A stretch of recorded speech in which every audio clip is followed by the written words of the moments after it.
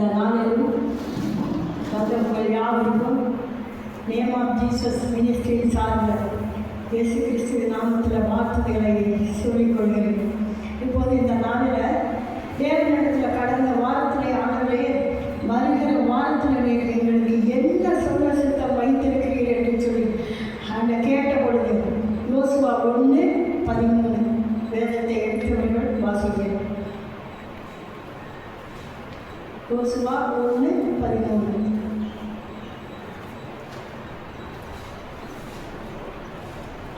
யோசுவா 1:13 வசனம். கர்த்தருடைய தாசனாகிய மோசே உங்களுக்கு கற்பித்த வார்த்தையை நினைத்துக் கொள்ளுங்கள். உங்கள் தேவனாகிய கர்த்தர் உங்களை இளைப்பாற பண்ணி இந்த தேசத்தை உங்களுக்கு கொடுத்தாரே. எவ்வளவு நல்லவர். அப்ப ஆவியானவர்களே இந்த வார்த்தையை கொடுத்தோன்னே நினைத்துக் கொள்ளுங்கள் அப்படிங்கிற தலைப்பில் தேவன் இந்த நாளில் நம்மளோட பேச ஆசைப்படுகிறார். அப்போ ஆல்ரெடி ஆராதனையிலேயே வார்த்தை வந்துடுச்சு. வாக்குத்தத்தங்களை கர்த்தர் நமக்கு செய்த நன்மைகளை அவர் நமக்கு செய்திருக்கிற அற்புத அடையாளங்களை நம்ம நினைவு கூர்ந்து நம்ம நன்றி சொல்லணும்னு ஆராதனையிலே வார்த்தை வந்த பொழுதே நான் உறுதிப்படுத்தி கொண்டேன். இந்த நாளில் வார்த்தை தேவன் நம்மளோட மீண்டும் நம்மளை நினைவு கூறுகிறார் என்று சொல்லி நான் தேவனுக்கு நான் நன்றி சொன்னேன். அப்ப கர்த்தருடைய தாசனாகிய மோசேயோடு கொண்டு பேசுகிற வார்த்தைகளை நினைவு கூறுங்கள். இப்போ இது எதை குறிக்கிறது என்றால் யோசுவா மோசையை மறிச்சதுக்கு அப்புறம் யோசுவா கிட்ட ஜனங்கள் ஆண்டவர் கொடுத்துட்டாரு. அப்போ யோசுவா கேட்குற ஜனங்களை பார்த்து சொல்றாரு, மோசை மூலமாய் அந்த தேவன் மனுஷன் மூலமாய் கர்த்தருடைய மகன் மூலமாய் தேவன் என்னென்ன வாக்கு தத்தங்களை உங்களுக்கு கொடுத்தாரோ அதை நீங்கள் நினைவு கூறுங்கள் அப்படின்னு சொல்லி இஸ்ரவேல் ஜனங்களுக்கு யோசுவா சொல்றாரு. அப்போ இதில் 3 விதமான காரியங்கள் இருக்குது. நம்ம இந்த நாளில் எதையெல்லாம் நம்ம நினைவு கொள்ளணும். இந்த நாளில் மட்டுமல்ல, இந்த செய்தி நம்ம ஆயுசு நாட்கள் முழுவதும் நம்ம நினைவு கூறப்பட வேண்டிய செய்தியாக தான் இருக்குது. இந்த வாரத்துக்கு மாத்திரமல்ல, இந்த நம்ம ஆயுசு நாட்கள் எவ்வளவு இருக்குமோ அத்தனை நாட்களுக்கும் நீங்களும் நானும் நினைவு கூறணும். அப்போ இதில் 3 விதமான காரியங்கள் இருக்குது. 1, வாக்கு தத்தங்களை நினைவு கூறுங்கள். 2வது, அவர் நம்மளை நடத்தி வந்த வழிகளை நினைவு கூறுங்கள். 3வது, கர்த்தருடைய வல்லமையை நினைவு கூறுங்கள் என்று சொல்லி ஆவியானவர் என்னிடத்துல பேசினதை இந்த நாளில் ஆவியானவரே உங்களோடு என்னோடு பேசுவாராக. ஆமென். அப்போ வாக்கு தத்தங்களை நினைவு கூறுங்கள் என்று சொன்னால் கர்த்தராகிய தேவனுடைய தாசன் மூலமாக மோசை மூலமாக தேவன் நமக்கு என்னென்ன வாக்கு தத்தங்கள் கொடுத்தாரு என்று சொல்லி யோசுவா மக்கள்கிட்ட சொல்றாரு. அது என்ன என்று சொன்னால் யோசுவா 1:6 படிங்க. வழக்கொண்டு தினமானதா இது. ஆமென். இந்த ஜனத்தின் பிதாக்களுக்கு நான் கொடுப்பேன் என்று ஆணையிட்ட தேசத்தை நீ இவர்களுக்கு பங்கிடுவாய். ஆமென். ஹல்லேலூயா. அப்ப நம்ம ஒவ்வொரு வாக்கு தத்தத்திலும் நீ பலன் கொண்டு அதே 9வது வசனத்தையும் வாசிங்க. நான் உனக்கு கட்டளையிடவில்லையா? பலன் கொண்டு தினமானதா இது. திகையாதே, கலங்காதே. நீ போகும் இடமெல்லாம் தேவனாகிய கர்த்தர் உன்னோடே இருக்கிறார் என்றார். ஆமென். ஹல்லேலூயா. அப்ப யோசுவா ஜனங்களை பார்த்து சொல்றாரு, நீங்க தைரியமா இருங்க, பயப்படாம இருங்க, தைரியமா இருங்க. நீங்க எங்கெல்லாம் போறீங்களோ அங்கெல்லாம் நான் வருவேன்னு மோசைகிட்ட சொன்ன ஆண்டவர் அதே வாக்குத்தத்தங்களை நமக்கும் சொல்லியிருக்கிறாரு. அதனால வந்த பிள்ளைகளே ஜனங்களே நீங்க தைரியமா இருங்க, பயப்படாதீங்க. இதுதான் நம்முடைய வாழ்க்கையில தேவன் கொடுக்கிற மகத்தான பெரிய தைரியத்திற்கான ஒரு வாக்குத்தத்தம். ஏன்னா நம்ம இடத்துக்கு போறோம், நம்ம வீட்டில் அப்பாவோ அம்மாவோ பெரியவங்களோ கூட இருக்கிறவங்களோ யாரையோ ஒருத்தர் என்ன சொல்லுவாங்க, நீ தைரியமாக போ, நான் பார்த்துக்கிறேன், உனக்கு ஒன்றும் வராது, நான் பார்த்துக்கிறேன், அந்த இடத்துல நீ போய் நின்று கர்த்தர் உனக்கு உதவி செய்வார் அப்படின்னு ஏதாவது ஒரு தைரியமான வார்த்தையை வீட்டிலிருந்து நம்ம புறப்படும் போது தேவனோ நம்ம கூட இருக்கிறவங்களோ நம்ம பிள்ளைகளோ தகப்பனோ தாயோ நமக்கு சொல்லும் பொழுது நமக்கு எப்படி ஒரு தைரியம் வரும் என்று சொன்னால் இந்த வார்த்தைகளை கொண்டு தான் நமக்கு தைரியம் வரும். அதனால வருடத்தின் துவக்கத்தில் ஆண்டவர் நமக்கு அந்த வருஷம் முழுசும் டெய்லி நம்ம வேதத்தை படிக்கும் பொழுது இல்லை புது வருடத்தில் இல்லைன்னா எப்பப்போ இந்த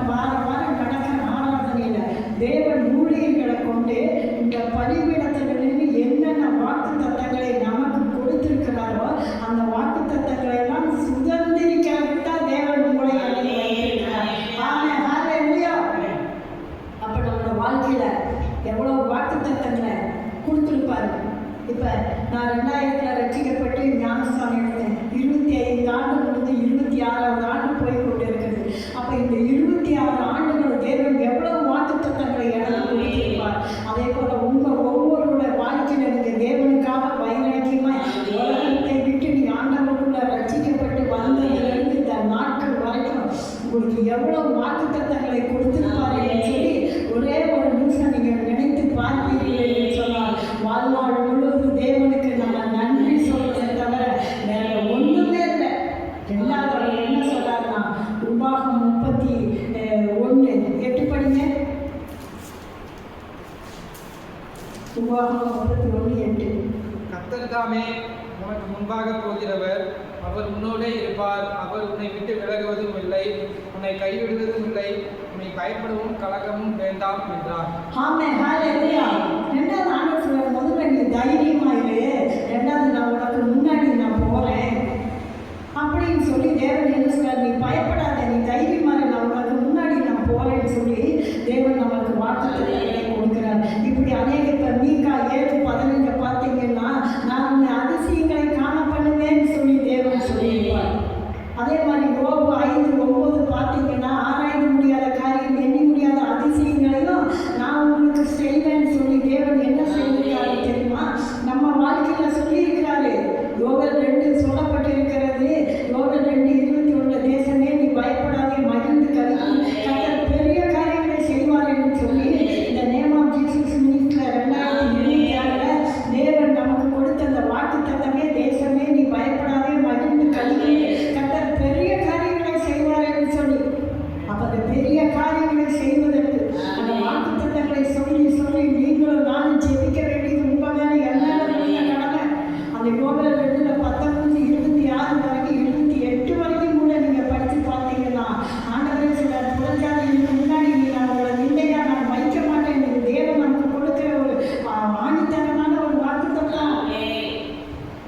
நீ நல்லா சாப்பிட்டு திருப்தியா இருக்கு, சந்தோஷமா இருப்ப, நீ வெட்கப்பட்டு போக மாட்டேன்னு இருந்தாங்க சொல்றாரு வாக்குத்தத்தம். மாம்சமான யாவர் மேலே என் ஆவியை ஊற்றுவேன், பரிசுத்தாவியானவர் உங்களுக்காக நான் அனுப்பியிருக்கிறேங்கிற வாக்குத்தத்தம். தேசமே நீ பயப்படாதே, தேசங்கள் இடத்துல நம்ம பேரை போட்டு நீ தைரியமா உன்னை கூட நான் பெரிய காரியங்களை செய்வேன் வாக்குத்தத்தம்.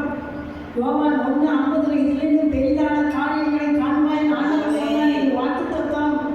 இந்த அநேக வாக்குத்தத்தங்களை நம்முடைய வாழ்க்கையில் தேவன் கொடுத்திருக்கிறார்.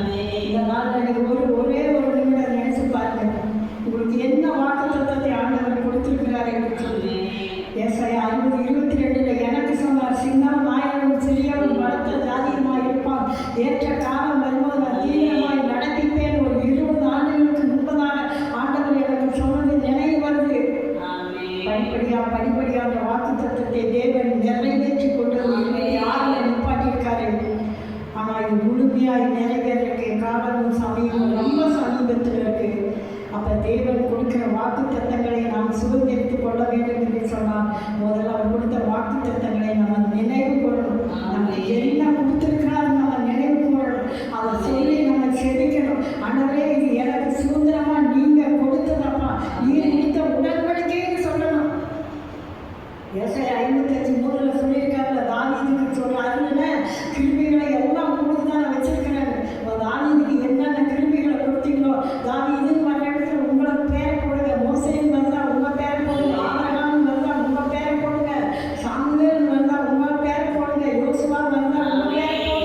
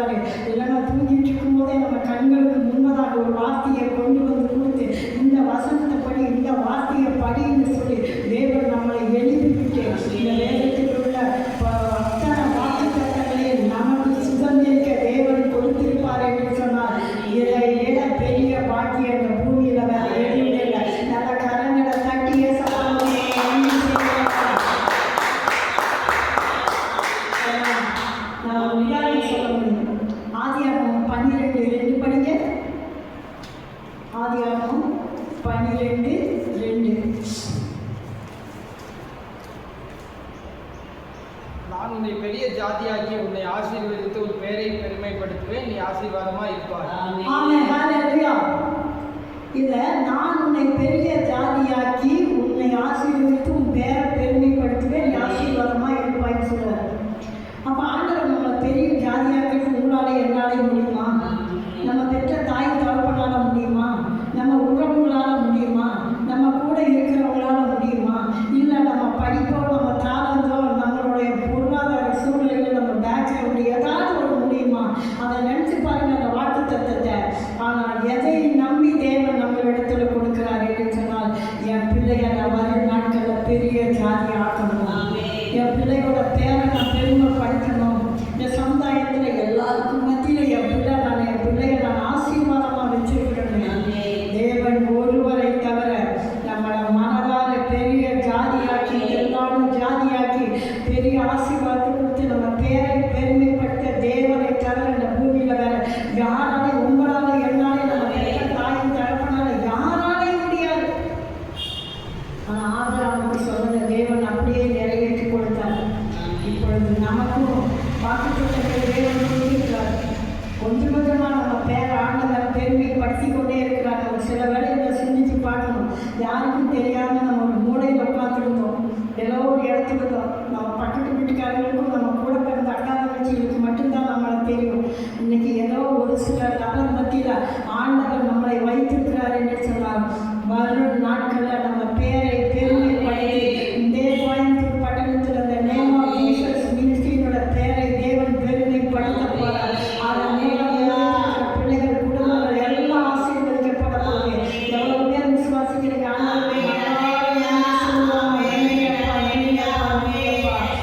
அதனால நமக்கு கொடுக்கப்பட்ட வாக்கு தத்தங்களை நம்ம எப்போதுமே நினைக்கணும். அதையே எனக்கு நீங்கள் சொன்னீங்க, அதை செய்யுங்க. எனக்கு சொல்லியிருக்கிறீங்க, நீங்கள் எனக்கு செய்யுங்க. எனக்கு சொன்னீங்கல்ல, எனக்கு செய்யுங்க. அப்படி நம்ம என்ன செய்யணும்னா ஆண்டவற்றை நம்ம கேட்டுக்கொண்டே இருக்கணும். அவரை விடாமல் அலட்டிகிட்டே இருக்கணுங்களா? ஏசாயா 62 ஒரு வசனம் இருக்குது. அவரை விடாமல் நம்ம என்ன செய்யணுமா? அலட்டிகிட்டே இருக்கணுமா? அந்த ஏசாயா 62:7 படிங்க.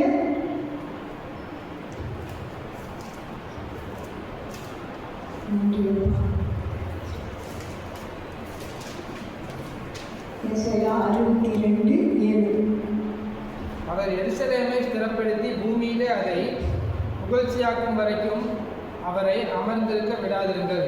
ஆமென். அப்ப நம்மளை புகழ்ச்சியாக்கி நம்ம ஸ்திரப்படுத்தி நம்ம பேரை பெருமைப்படுத்தி ஆசீர்வதிப்பேன்னு சொல்ல வாக்குத்தத்தங்களும் சரி, இன்னும் நம்மளுடைய வாழ்க்கையில் என்னென்ன நினைச்சாரோ அந்த வாக்குத்தத்தங்களெல்லாம் நிறைவேற வரைக்கும் அவரை அலட்டிகிட்டே இருக்கணுமாமா. அவர் சும்மாவே இருக்கக்கூடாது. ஏசப்பா நீங்கள் சொன்னீங்க, செய்யுங்க செய்யுங்க செய்யுங்க செய்யுங்கன்னு நம்ம கேட்கணும். அப்போ இந்த நாளில் முதல் காரியம் அவர் நமக்கு கொடுத்த வாக்குத்தத்தங்களை நம்ம நினைவு கூறுவது மாத்திரமல்ல, அவரை நம்ம அலட்டி கொண்டே இருக்கிறது மாத்திரமல்ல, கொடுத்ததுக்காக நம்ம நன்றி சொல்கிற பிள்ளைகளாக மாறணும். ஆமென். ஹல்லேலூயா.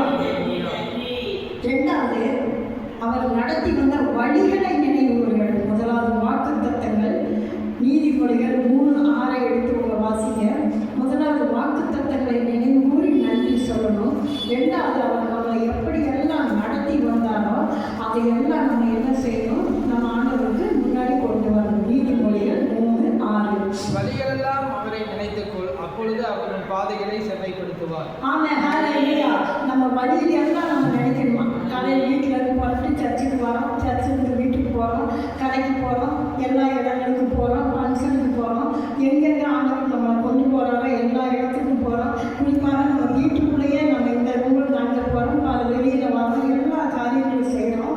ஆனால் தேவன் சொல்றார், நான் உன்னை நடத்தி வந்த வழிகளை எங்கெல்லாம் நம்ம வழியில் வரணுமோ நடக்கிறோமோ போகிறோமோ அதையெல்லாம் நம்ம கொஞ்சமாக கற்றுக்கு நம்ம என்ன செய்யணுமா நினைச்சு பார்க்கணும். பத்திரமா கொண்டு போனீங்கப்பா, என் வழியை நீங்கள் செவ்வாய்ப்படுத்தினீங்கப்பா, என் கால் இடர்ந்தப்ப என்னை சரி பண்ணி கொண்டு வந்தீங்கப்பா,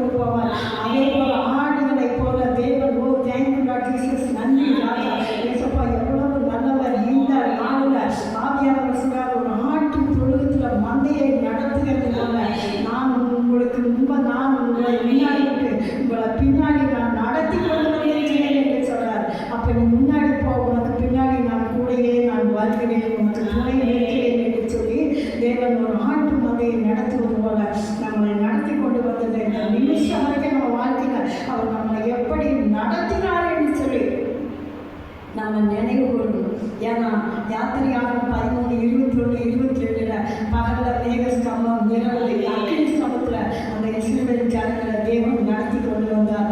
நேற்றைய தினத்தில் உட்கார்ந்து நான் யோசித்து கொண்டு இருக்கும் பொழுது நான் நினச்சேன், ராத்திரி 6 மணி ஆனால் நம்ம வீட்டுக்குள்ள நம்ம லைட்டு போடணும். அது நமக்கு ஒரு அக்கினி ஸ்தம்பமாய் நல்ல ஒரு வெளிச்சத்தை கொடுக்கிறது. காலையில் விடிஞ்சோன்னா சூரியன் நமக்கு இவ்வளவு நல்ல ஒரு வெளிச்சத்தை கொடுக்குது பகல் காலத்தில். அப்போ பகல் காலத்திலேயே தேவன் நம்மளை நடத்துகிறார்.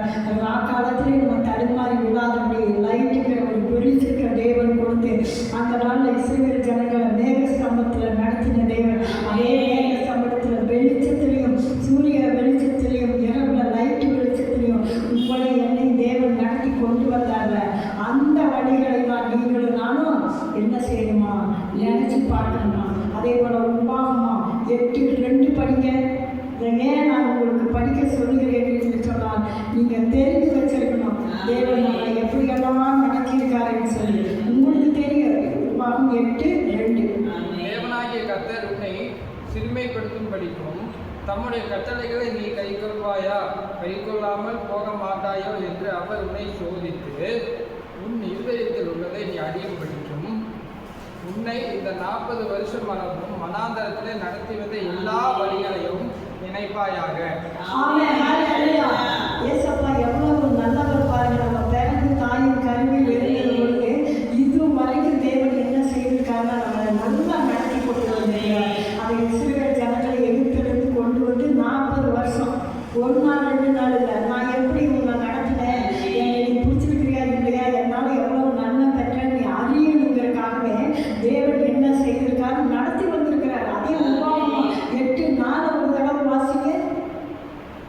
இந்த 40 வருஷமும் உன் மேலிருந்த வஸ்திரமும் பழையதாய் போகவும் இல்லை, உன் கால் வீங்கவும் இல்லை. ஆமென், ஹல்லேலூயா. அப்ப நினைச்சு பாருங்க, 40 வருஷம் அந்த ஜனங்களை ஆண்டவர் நடத்தி வந்த ஏசப்பா சொல்றாரு, 40 வருஷம் நீ போட்ட துணி பழசா இல்லை, உன் காலில் போட்ட செருப்பு தேவை. எனக்கு இது ரொம்ப ஆச்சரியமா இருந்தது. ஒரு 2 தடவை போட்டோம்னா நம்ம போட்ட துணியில தூசி படுத்துக்குது. ஒரு 6 மாதம் 1 வருஷம் ஆச்சுன்னா துவச்சி அது கிழிஞ்சு போயிடுது. காலில் போட்ட செருப்பு கொஞ்சம் வேகமாக ஓடி வீடி போட பிஞ்சு போயிடுது, தேர்ந்து போயிடுது. ஆனால் அந்த இஸ்ரவேல் ஜனங்களை 40 ஆண்டுகள் எப்படி அவங்க அந்த போட்ட துணியில் பழசுவாங்க, கிழிஞ்சு போங்க, காலில் போட்ட செருப்பும் தேயாத அந்த ஜனங்களை அவர் கொண்டு வந்திருப்பார் என்று சொன்னார். நம்ம தேவனை போல வேறு தேவனே இல்லை என்று சொல்லி ஏசப்பா தான் ரொம்ப நல்லவர். இன்னும் மேன்மையான காரியங்களை இஸ்ரவேல் ஜனங்களுக்கு செய்த அதே மேன்மையான காரியத்தை அந்த நாளில் இஸ்ரவேல் ஜனங்களுக்கு செய்தார். இந்த நாளில் இஸ்ரவேலை ஆசீர்வதிப்பதே தேவனுக்கு பிரியம் என்று சொல்லி நமக்கு அவர் செய்து கொண்டு இருக்கிறார். அதனால நம்ம ஆண்டவருக்கு சொல்லணும், கொடுத்த துணிக்காக, கொடுத்த செருப்புக்காக, நடந்து வந்த பாதைக்காக. குறிப்பாக சொல்ல போனால் ஒரு 2000 நம்ம ரசிக்கப்பட்டு ஞானஸ்நானம் எடுத்து ஆண்டுகள் ஆயிரம் என்று சொன்னால் 60 ஆண்டுகள் என்னை தேவன் நடத்தி வந்திருக்கிறார் என்று சொன்னால் உங்களுக்கு ஒவ்வொரு ஆண்டுகள் உங்கள் வாழ்க்கையில் இருக்கும், உங்கள் வாழ்க்கையில் இருக்கும். எப்படி ஆண்டவர் நம்மளை இந்த 60 ஆண்டுகள் என்னை நடத்தி வந்தார் என்று சொன்னால் அதே ஆண்டவர் உங்களையும் நடத்தி கொண்டுதான் வந்து கொண்டிருக்கிறார். இனி இருக்கிற நாட்களில் அவர் தான் நம்மளை நடத்தி கொண்டு வருவார். ஏன் என்று சொன்னால் தேவன் நல்லவர். ஏன் இந்த 40 வருஷம் அவங்களை அப்படி நடத்தி வந்தார்னா, யாத்திரையாகும் 13:3 ஒரு வார்த்தை இருக்குது, படிச்சு பாருங்க. யாத்திரையாகும் 13:3. ஏன்னா தேவன் நம்மளை வழி நடத்துகிற விதத்தை ஏன் அந்த ஜனங்களை அதில் கொண்டு வந்தாருன்னு சொல்லி. அப்பொழுது மோசே ஜனங்களை நோக்கி, நீங்கள் அடிமைத்தனாகிய வீடாகிய எகிப்திலிருந்து புறப்பட்ட இந்த நாளை நினைங்கள். கர்த்தர் பலத்த கையினால் உங்களை அவ்விடத்திலிருந்து புறப்பட பண்ணினார். ஆகையால் நீங்கள் புளித்த அப்பம் புசிக்க வேண்டாம். ஆமென், ஹல்லேலூயா. ஏன் ஆண்டவர் இந்த 40 வருஷம் இஸ்ரவேல் ஜனங்களை நடத்தினார்னா, எகிப்தில் படாத பாடு, பயங்கர பிரச்சனை, வேலை செய்ய முடியல, சரியா சாப்பாடு இல்லை, பயங்கர அடிமைத்தனத்திலிருந்து அவங்க கூக்குரலை கேட்டு மோசே மூலமாக தேவன் கொண்டு வந்தார். அந்த அடிமைத்தனத்தில் நீங்கள் இருக்கும்போது, பாவத்தில் இருக்கும்போது, சாபத்தில் இருக்கும்போது, கண்ணீரில் இருக்கும்போது, வியாதியில் இருக்கும்போது, வேலை இல்லாமல் இருக்கும்போது, உங்கள் வழிகள் தாறுமாற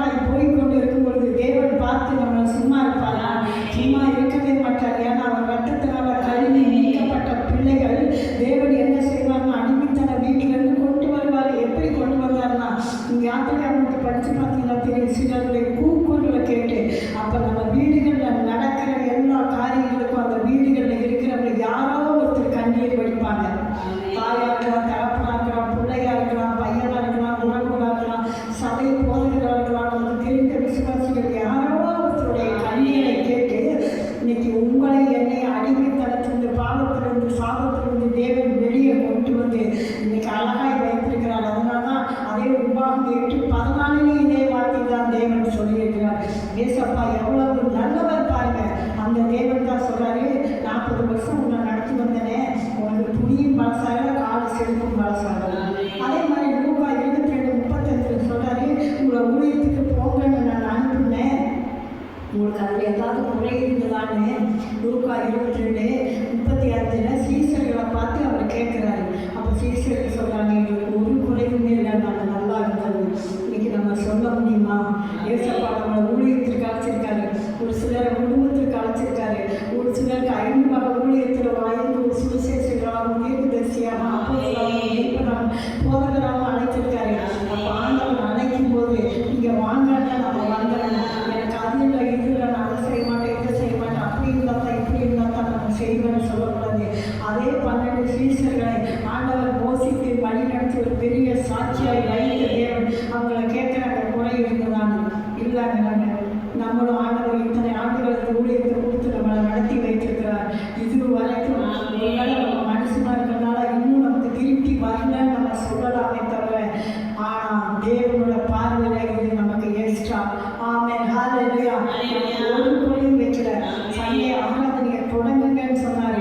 இந்த 5 மாதங்களுக்கு தேவன் ஒரு வாரம் கூட இந்த 6 ஞாயிற்றுக்கிழமை ஆராதனையை தேவன் நிப்பாட்டவே கிடையாது. நேர்த்தியாக கொண்டு வந்து நடத்தி கொண்டே தான் இருக்கிறார். வார்த்தையை கொடுத்து கொண்டே தான் இருக்கிறார். இந்த ஊழியத்தை ஆண்டவர் செய்து கொண்டே தான் இருக்கிறார். அதற்கு முன்பதாக சுவிசேஷ அழைப்பில் 12 ஆண்டுகள் தேவன் நம்மளை ஊழியத்துக்கு வந்து ஊழிய அழைப்பு வந்துருச்சுன்னு சொன்னார். அந்த 12 ஆண்டுகள் தேவன் இவ்வளவு கிருமியாய் நேர்த்தியாய் ஜீவனும் பலனும் சுகத்தையும் கொடுத்து உங்களை என்னை நடத்தி கொண்டிருந்திருப்பார் என்று சொன்னால் நம்முடைய வழிகளில் எல்லாம் அவரை நம்ம நினைக்கணும். நினைச்சு அவருக்கு நன்றி சொல்லணும். முதல் காரியம், கொடுத்த வாக்கு தத்தங்கள் உங்களுக்கு என்ன கொடுத்தாரோ அதை நினைச்சு நன்றி சொல்லுங்க. 2வது, இது வரைக்கும் உங்களை எப்படியெல்லாம் நடத்தி வந்தாரோ நன்றி சொல்லுங்க. எனக்கு 1000 காரியங்கள் இருக்கலாம். என்னுடைய நிலவரத்தை சொல்லுங்க, சுகவீனத்தை சொல்லுங்க, போராட்டத்தை சொல்லுங்க. நடத்தி வந்தாரு. உங்களுக்கு எந்த வகையில் ஆண்டவர் கொண்டு வந்தார் அதே சொல்லுங்க. என்னுடைய ஒரே ஒரு சிறிய சாட்சி, ஏன்னா அந்த வழி எப்படி என்னை நடத்தி வந்தாருன்னு. எனக்கு ஆரம்பத்திலிருந்தே, நான் பிறந்திலிருந்தே என்னுடைய சரீரத்தில் ஒரு நிலவிலும் இருந்து கொண்டே தான் இருக்கும். ஆனாலும் கிருபையாக ஆண்டவர் என்னை கொண்டு வந்து நிறுத்தினார். ஒரு 2015 மேலே எனக்கு ரொம்ப ஓவராக சரீரம் நிலவினப்பட்டு போயிடுச்சு. ஒரு முறை மகளை கொண்டு போய் கேரளாவில் காலேஜில் கொண்டு வேலைக்கு சேர்த்து திரும்பி வரும்போது அவங்க சொன்னாங்க, ட்ரெயின் ஒரே ட்ரெயின் தான் கோயம்புத்தூருக்கு, மிஸ் பண்ணிடாதீங்க, அதை விட்டுட்டு அப்புறம் நைட்டு 12 மணி. அம்மா உனக்கு பாசம் தெரியாது, கரெக்டாக அந்த ட்ரெயினை போய் பிடிச்சிக்கோன்னு அனுப்பிவிட்டு போனாங்க. நான் வந்து ஏறக்குள்ள ட்ரெயின் மூவ் ஆயிடுச்சு. நல்ல வேலை அந்த கம்பார்ட்மெண்ட்டில் அந்த உள்ளே இருந்த 2 அம்மா இன்னும் என் நினைவுக்கு டக்குன்னு என் கையை பிடிச்சிட்டு அப்படியே உள்ளே போட்டாங்க. இல்லைன்னா இன்னும் எனக்கு நினைவு இருக்குது. இந்த இடத்துக்கான அப்படியே அந்த இதுக்குள்ள சூழ்நிலை கிடைக்கு. நான் ஒரு கால் இல்லாத ஒரு மகளாக இந்த இடத்துல நான் நின்று போனோம் இல்லையோ எனக்கு தெரியாது. அதையெல்லாம் நான் அடிக்கடி நான் நினச்சி பார்க்குறேன். நாங்கள் குடியிருந்த வீட்டில் போய் மோட்டர் போட்டால் தண்ணி வரும்னு சொன்னாங்க. அந்த மோட்டரில் ஒரு கிழிவு சத்தம் கேட்குன்னு எனக்கு தெரியல. போட்டோட அந்த சத்தம் கேட்டுட்டு அது அடிக்குது. அந்த பக்கம் திரும்பினேன். அப்படியே நல்ல இந்த சைடு விழுந்துட்டேன். இந்த பக்கம் விழுந்திருந்தா ஒரு பயங்கர தொட்டி, அந்த புளியோட வீட்டில் அந்த தொட்டிக்குள்ளே விழுந்திருந்தா எனக்கு இடுப்பு ஒடிஞ்சிருக்கும். இன்றைக்கி நான் நின்றுருக்க முடியாது. படிக்கையில் நான் இருந்திருப்பேன். இந்த கண் அதே மாதிரி நினச்சி அழுது உருவாசிருந்து எனக்கு இந்த வலது கண் ரொம்ப பாதிக்கப்பட்டுருச்சு. இதெல்லாம் நான் ஏன் உங்கள்கிட்ட சொல்லலாம், கர்த்தர் உங்களை நடத்தி வந்த வழிகளை நான் நினைக்கணும். எதுக்கு பஸ் வந்தது கூட எனக்கு தெரியல. கண் போயிடுச்சு. பஸ் 6 அடிச்சு நிப்பாட்டினாங்க. டாக்டர்கிட்ட போய் பார்த்தா போகிற மூடிடுச்சு, கொஞ்சம் தான் 40 வந்துடுச்சு. அது கீழே போக கஷ்டம். இந்த வலது கண்ணை ஆப்ரேஷன் பண்ணி இன்னைக்கு கண்ணாடி போடாமே தேவன் எனக்கு பைபிள் படிக்க கிருபை கொடுத்துருக்குறார். இன்னும் அநேக காரியங்கள் வாழ்க்கையில் நான் சொல்ல வேண்டும் என்று சொன்னால் போய்கொண்டே இருக்க முடியும். ஒரு மனுஷனுக்கு கண் இல்லை, இடுப்பு போய் கால் போனால் அவன் என்ன செய்ய முடியும்? எதுக்கும் பிரயோஜனம் இல்லாத ஒரு பாத்திரமாக இருந்திருப்பான். ஆனால் இந்த சூழ்நிலையிலெல்லாம் அவர் எதிர்காலத்தில் நீ எனக்கு வேணும்னு சொல்லி என்னை எல்லா இடத்துலையும் பாதுகாத்து வந்தார்ல, அந்த வழிகளை நினைத்து தேவனுக்கு நான் நன்றி சொல்றேன். நீங்களும் அதே மாதிரி நினைச்சு தேவனுக்கு நீங்கள் நன்றி சொல்லணும். மூன்றாவது, அவர் செய்த வல்லமைகளை நினைத்து நன்றி சொல்லணும். ஏன்னா இஸ்ரவேல் ஜனங்கள் மத்தியில் எகிப்திலிருந்து கூட்டிகிட்டு வரும்போது, இந்த 6,00,000 ஜனங்களை மோசே கூட்டிகிட்டு வரும்போது எப்படியெல்லாம் ஆண்டவர் அற்புதம் செய்தார் உங்களுக்கு தெரியும். இயேசுவாக செய்த முதல் அற்புதமே யோவான் 2:9 தண்ணீரை திராட்சை ரசமானதான் அவர் மாற்றி ஒரு பெரிய அற்புதம் செய்தார் அல்லவா? அதே போல யோவான் 11:44 லாசரு மரிச்சு போயிட்டான். 4 நாளாச்சு ஒரு போன செத்து போயிருந்த மனுஷன். ஆனால் ஒரு நிமிஷம் ஜீவன் போயிடுச்சுன்னா மருத்துவமனையில் அவ்வளோதாங்க. ஹார்ட் பீட் முடிஞ்சிச்சு, எல்லாமே முடிஞ்சிச்சு, 1 நிமிஷம் அதில் வீட்டுக்கு எடுத்துகிட்டு போங்க டாக்டர் சொல்லுவாங்க. ஆனால் 4 நாள் ஆனதுக்கு அப்புறமா போய் எழுப்பினார் என்று சொன்னால் நம்ம ஏசப்பாவை தவிர யாராலையும் இந்த அற்புதத்தை செய்யவே முடியாது. எவ்வளோ பேர் விசுவாசிக்கிறீங்க, எவ்வளோ பேர் பண்ணீங்க, அவரை தவிர இந்த அற்புதத்தை யாராலையும் செய்யவே முடியாது. நானே சொல்லலாம், நம்ம 4 நாள் ஆனாலும் 10 நாள் ஆனாலும் எத்தனை வருடங்கள் ஆனாலும் நம்ம மாறி போய் கிடந்தாலும், நம்ம பலவீனத்தோடு கிடந்தாலும், ஒரு சுக்கு நூறாக கிடந்தாலும், உடைக்கப்பட்ட பாத்திரமாக இருந்தாலும் நம்மளை உருவாக்கி எடுக்கிறதுக்கு அவர்களால் மட்டும்தான் முடியும். ஆமே, ஹல்லேலூயா. அதே மாதிரி பாருங்க, மார்க் 5:30 படிங்க. ஏசப்பா எவ்வளவு நல்லவர் தெரியுமா? அவருடைய வல்லமை ஒவ்வொரு இடத்திலையும் விளங்கி கொண்டே தான் இருக்குது. மார்க் 5:30 ஏசப்பா நமக்கு செய்கிற அற்புதத்தை பாருங்க. உடனே இயேசு தம்மிலிருந்து வல்லமை புறப்படப்பட்டதை தமக்குள் அறிந்து ஜனக்கூட்டத்துக்குள்ளே திரும்பி என் வஸ்திரங்களை தொட்டது யார் என்று கேட்டார். ஆமென், ஹல்லேலூயா. இந்த கதை எல்லாருக்கும் தெரியும்.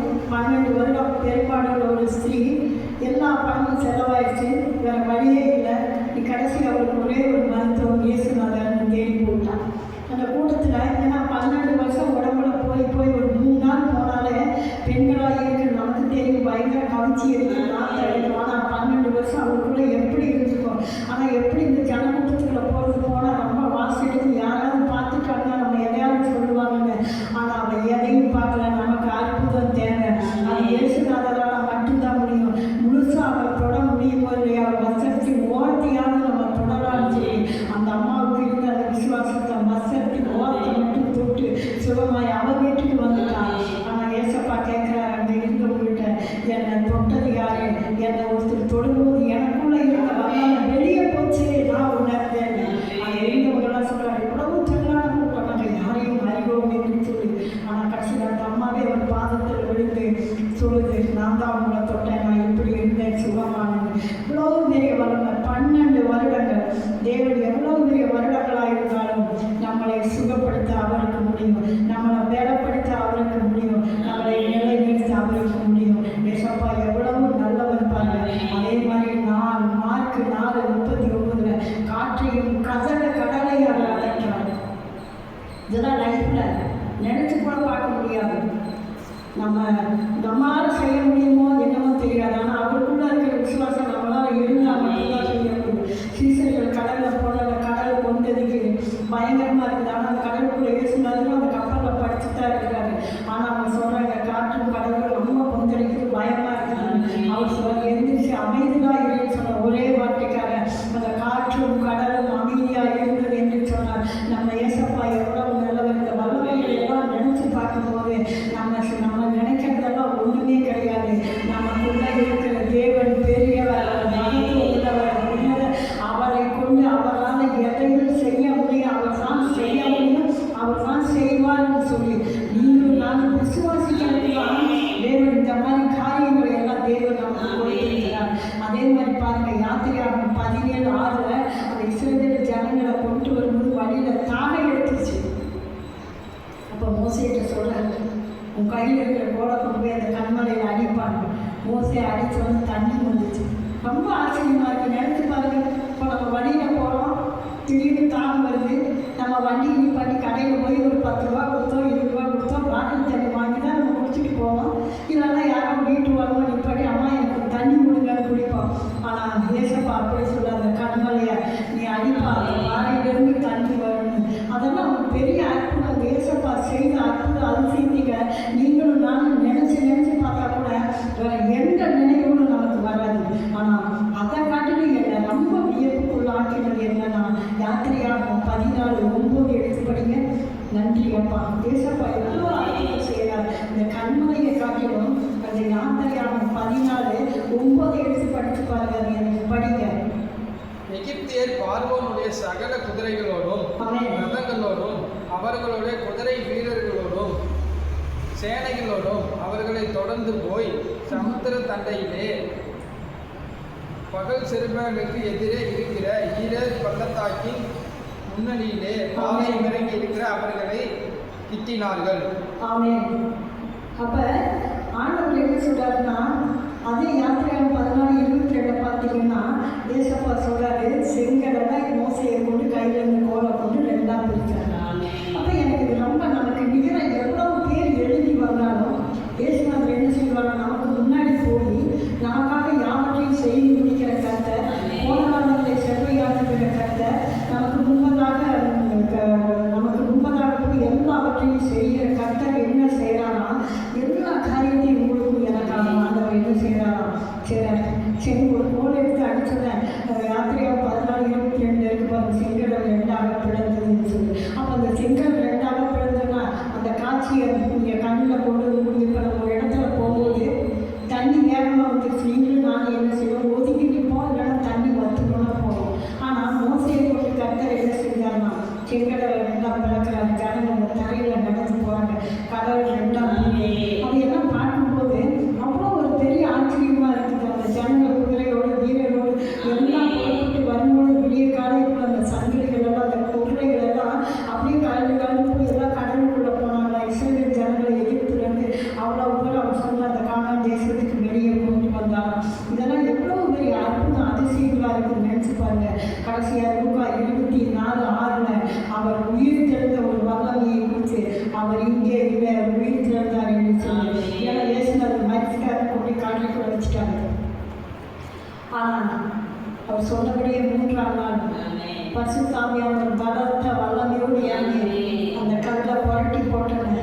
அவர் வெளியே உயிரோடு எழுந்து வந்து அவர்கள் மகத்தான கிருமிகளை, நான் உயிரோடு இருக்கிறேன், மீட்பர் உயிரோடு இருக்கிறார், நீங்கள் கவலைப்படாதீங்கன்னு சொல்லி அவர் எவ்வளவு பெரிய வல்லமையோடு அவர் வெளியே வந்திருப்பார் என்று சொன்னார். இந்த வல்லமைகள் எல்லாம் நினைச்சு பாருங்க. இன்னைக்கு நம்ம மறிச்சா நம்ம உயிரோடு வெளியே வருவோமா?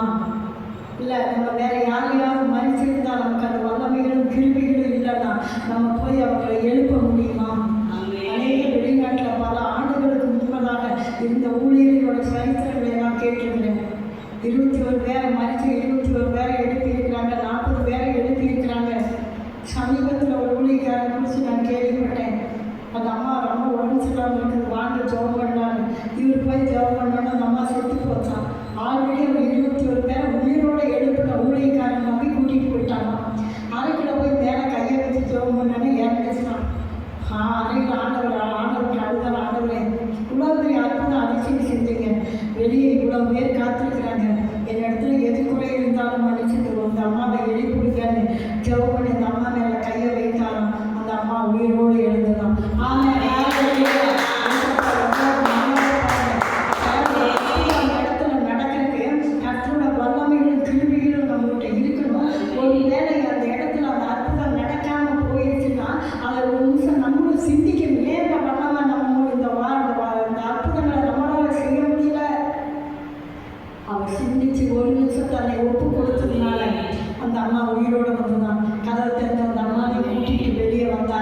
அதுக்கப்புறம் தான் அவரோட ஊழியத்தில் அந்த வெளிநாடுகளில் கர்த்தர் மகத்தான காரியங்களை செய்வார்.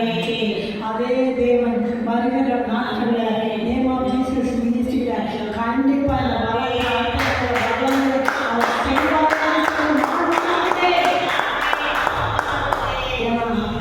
என் உள்ளத்துக்கு ஒரு பெரிய ஏக்கம் இருக்குது. அது ஆண்டவர் என்ன கொண்டு செய்வாரா, என்ன உங்களை கொண்டு செய்வாரான்னு எனக்கு தெரியாது. ஆனால் என்னுடைய நாட்களுக்குள்ளாக இந்த நேம் ஆஃப் ஜீசஸ் மினிஸ்ட்ரியில் ஆண்டவர் வருகிற ஊழியத்தில் வருகிற விசுவாசிகளாக இருந்தாலும் சரி, இந்த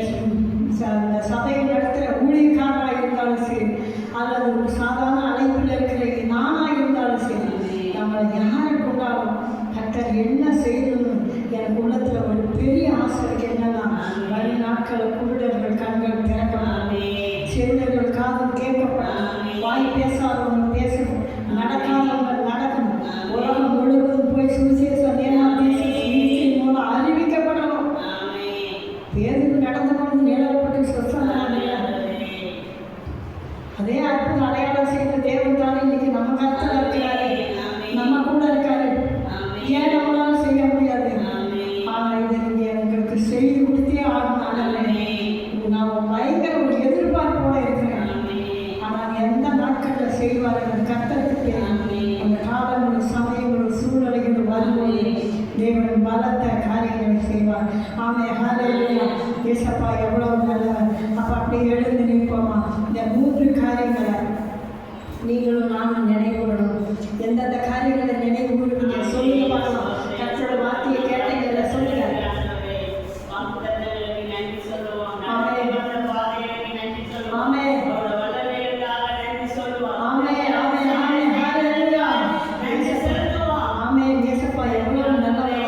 இந்த வார்த்தைகள் இன்னைக்கு உண்மையிலே வந்த நீங்களும் நானும் பாக்கியவான். என் வாக்கு தத்துவத்தை நினைச்சு சொன்னான். அதை விட்டாம அவர் அலட்டிகிட்டே இருந்தான். சீக்கிரம் நிறைவேறும். நம்மளை ஆளுநர் எதில் நடத்தி வந்தார் அதை நினைச்சு நம்ம ஆண்டவருக்கு நம்ம நன்றி சொல்லணும். அதை நினைச்சு இன்னும் நம்மளை பாதுகாப்பாரு. அவங்க வல்லமைகளை நினைச்சு ஏசப்பா நீங்க எப்படி செஞ்சீங்களா, எப்படி செஞ்சீங்களா, இவ்வளவு கிருபை, இவ்வளவு வல்லமை, இவ்வளவு அபிஷேகம் கூட இருக்குதா, இவ்வளவு பெரியவர் பெரியவர் பெரியவர் அவர் பேரை நம்ம பெருமைப்படுத்திக்கொண்டே நினைச்சலாம். அதே வல்லமை வரும் நாட்களில் நாட்களை வைத்து தேவன் கிருபை பாராட்டமாக இருக்கிறார். ஆமே ஹல்லேலூயா. அப்படியே கண்களை மூடி ஜெபிப்போமா? அப்படியே கண்களை மூடி ஜெபிப்போமா? இப்போது ஆண்டவருக்கு ஒரு நிமிஷம் நன்றி சொல்லுங்க. இந்த வார்த்தையை கேட்டு நீங்கள் நன்றி சொல்லுங்க. ஆனால் என் கொடுத்த வாக்கு தத்தைகளுக்காக நன்றி அப்பா, என் கொடுத்த வாக்கு தத்தைகளுக்காக நன்றி ராஜா. இது வரைக்கும் என்னை நடத்தி கொண்டு வந்தீரே அப்பா, உனக்கு நன்றி அப்பா, நன்றி அப்பா. ஆண்டவரே ஏசப்பா, உடைய வல்லமைகளை நாங்கள் நினைத்து நாங்கள் நன்றி சொல்றப்பா. எங்களுக்கு வாக்கு தத்தத்தை முடித்தீங்க, வழியை நடத்திட்டீங்க. ஆனால் உங்களுக்குள்ள இருக்கிற வல்லமையை நீ வர நாட்களில் எங்களுக்குள்ள வைத்து ஆண்டவரே இந்த ஊழியத்தில் நீ பலத்த காரியத்தை நீ செய்ய போறீங்கப்பா. அதுக்கு நாங்கள் இப்பொழுதே நாங்கள் நன்றி சொல்றோம். இப்பொழுதே நாங்கள் நன்றி சொல்றோம், நன்றி சொல்றோம், நன்றி சொல்றோம். நன்றி அப்பா, நன்றி ராஜா, நன்றி அப்பா, நன்றி அப்பா, நன்றி ராஜா, நன்றி ராஜா, நன்றி ராஜா. நாகம் உள்ள தேவ ஜனவானம் பாதே அவள் கொண்ட கண்ணனையும் மூடச்செல்லே நாகம் உள்ள தேவ ஜனவானம் பாதே அவள் கொண்ட கண்ணனையும் மூடச்செல்லே அம்மானே கண்ணனோடு வருவா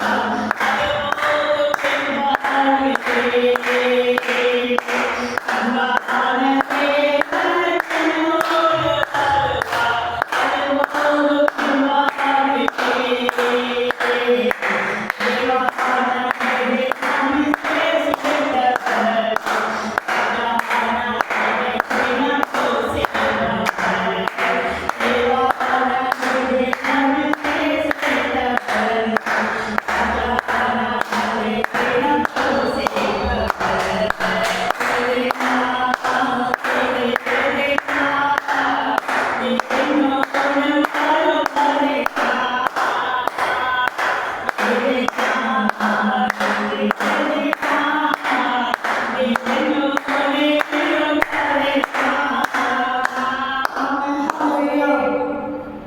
நன்றி அப்பா, நன்றி ராஜா, நன்றி ஆவியானவரே. ஏசப்பா நீர் வந்ததற்காய் நன்றி. ஆவியானவரே எங்களை நினைத்து அபிஷேகித்தீரே அதற்காய் நன்றி அப்பா. இந்த நாளில் நினைவுறும்படியான வாக்கு தத்தங்களையும் வழி நடத்திகளையும் வல்லமைகளை எங்களுக்கு கற்றுக் கொடுத்தீரே நன்றி ராஜா. இதை பிடித்து கொண்டு நாங்கள் ஆயுசு நாட்கள் முழுவதும் ஆண்டவரே உமக்கு நன்றி சொல்ற பிள்ளைகளாக மாத்திரம் எங்களை மாற்றுங்கப்பா, எங்களை மாற்றுங்க. வருகிற நாட்களில் உடைய வல்லமைகளை தரித்துக் கொண்டு உடைய நாமத்தை பிரசாரப்படுத்துகிற பிள்ளையாய் சபையாய் நீங்க மாற்றுங்கப்பா. வந்த பிள்ளைகள் ஒவ்வொருவரையும் ஆண்டவரே நீங்க ஆசீர்வதிங்க. நீங்க எங்களை பலப்படுத்துங்க, சாட்சியாய் வைங்க. இயேசுவின் நாமத்தில்